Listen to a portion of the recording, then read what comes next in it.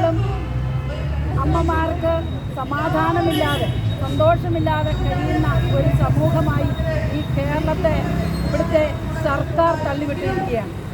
കാരണം നമ്മുടെ കുടുംബത്തിൻ്റെ അനിശ്ചിതത്വം, കുടുംബത്തിൻ്റെ ആ സന്തോഷമില്ലായ്മ, ആ കുടുംബത്തിൻ്റെ കെട്ടുറപ്പില്ലായ്മ നമ്മുടെ കുടുംബത്തിൽ നിന്ന് നമ്മുടെ തലമുറകളെ നശിപ്പിക്കുന്ന ആസൂത്രിത പദ്ധതികളുടെ കേരള സർക്കാരിൻ്റെ കയ്യിൽ നിന്ന് കാണുമ്പോൾ നെഞ്ചു പൊട്ടുന്ന വേദനയിലാണ് ഞങ്ങൾ അമ്മമാരിന്നിടെ കൂടിയിരിക്കുന്നത്.